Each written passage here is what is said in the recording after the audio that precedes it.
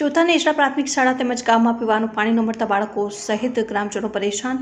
બનાસકાંઠાના સરહદી પંથકમાં ઉનાળો આવતાની સાથે જ પીવાના પાણીની સમસ્યા સર્જાય છે, ત્યારે વાવ તાલુકાના કેટલાક ગામોમાં પીવાના પાણીની સમસ્યા મામલે ટેન્કર મારફતે પાણી પહોંચાડવામાં આવી રહ્યું છે, જ્યારે વાવના ચોથા નેસડા ગામે અને પ્રાથમિક શાળામાં પીવાનું પાણી ન મળતા ગ્રામજનો સહિત બાળકો હાલાકી ભોગવી રહ્યા છે। બનાસકાંઠાના સરહદી વાવ તાલુકાના ચોથા નેસડા ગામે ઉનાળો આવતાની સાથે જ પીવાના પાણીની સમસ્યા સર્જાય છે। જોકે અગાઉ પણ ગ્રામજનો દ્વારા લેખિતમાં રજૂઆત કરીને ચૂંટણી બહિષ્કારની ચીમકી પણ ઉચ્ચારાઈ હતી અને ગામની અંદર પ્રવેશતાની સાથે જ ચૂંટણી બહિષ્કારના બેનર પણ પાણી મામલે લગાવવામાં આવ્યા હતા। જોકે ત્યારબાદ તંત્ર હરકતમાં આવ્યું હતું અને તંત્ર મારફતે પાણી પહોંચાડવામાં આવી રહ્યું હતું, પરંતુ છેલ્લા 10 દિવસથી ફરી ચોથા નેસડા ગામે પીવાના પાણીની સમસ્યા સર્જાતા ગ્રામજનો સહિત શાળાએ આવતા નાના ભૂલકાઓ પાણી વગર હાલાકીનો સામનો કરી રહ્યા છે। જોકે બાળકોએ જણાવ્યું હતું કે શાળામાં પાણી આવતું નથી ને ઘરેથી પાણીની બોટલ લઈને આવીએ છીએ તો પણ પાણીની બોટલ ગરમ થઈ જાય છે।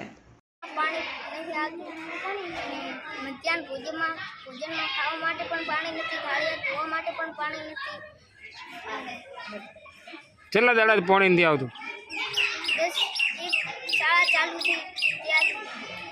અત્યારે તમે પાણી ચોથ લાવો?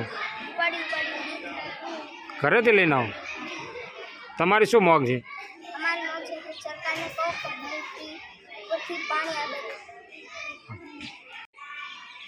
ચોથા નેસડા પ્રાથમિક શાળામાં હું રાજપૂત કાનજીભાઈ સુજાભાઈ MDM સંચાલક તરીકે ફરજ બજાવું છું।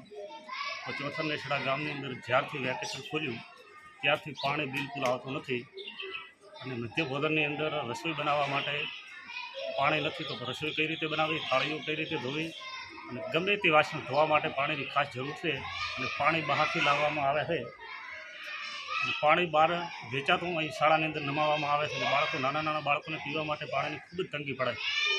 તો સરકારશ્રીને વિનંતી છે તંત્રને કે જલ્દીથી જલ્દી પાણી શાળાની અંદર ચોથાની શાળાની અંદર પાણી પૂરું પાડે એવી અમે આશા રાખીએ છીએ। અને બીજું કે આ 10 દિવસથી અમે લાઇનની અંદર ખૂબ મહેનત કરી અને છતાં શાળાની અંદર લાઇનની અંદર પાણી નથી, તો પાણી ક્યાંથી લાવવું? એટલે ખાસ કરીને એ વિનંતી છે કે તરતને તરત પાણી છોડવામાં આવે અને શાળામાં પાણી પૂરું પાડે એ બે હાથ જોડીને સરકારશ્રીને વિનંતી કરવામાં આવે। નમસ્કાર, હું ચોથા નેસડા પ્રાથમિક શાળામાં ભણું છું। હું 8મા ધોરણમાં અભ્યાસ કરું છું। જ્યારથી મારી શાળા ખુલી છે ત્યારથી અમારી શાળામાં પાણી આવતું નથી, તેનાથી મને ખૂબ તકલીફ થાય છે। અમારી શાળામાં જ્યારે અમે જમવા બેસીએ ત્યારે અમને તકલીફ થાય છે, કેમ કે હાથ ધોવા વગર પાણી પીવું પડે છે। અમે 2 કિલોમીટર દૂરથી આવીએ છીએ। અમારી શાળામાં પાણી આવતું નથી, તેથી નાના છોકરા નિશાળે આવતા નથી, તેમના માતા પિતા તેમને ભણવા મોકલતા નથી, તેથી અમે જ્યારે બાટલા લઈને આવીએ ત્યારે બાટલા ગરમ થઈ જાય છે। અમારી શાળામાં પાણી લાવો એની વિનંતી। નમસ્કાર, મારું નામ છે શિવભાઈ રાણાભાઈ કલોત્રા। જ્યારથી અમારી સ્કૂલનું વેકેશન પૂરું થયું છે ત્યારથી અમારી સ્કૂલમાં પાણી આવતું નથી। અમે જમવા બેસીએ ત્યારે પણ થાળી ધોયા વગર ખાવું પડે છે। અમે જમવા બેસીએ ત્યારે હાથ ધોયા વગર ખાવું પડે છે।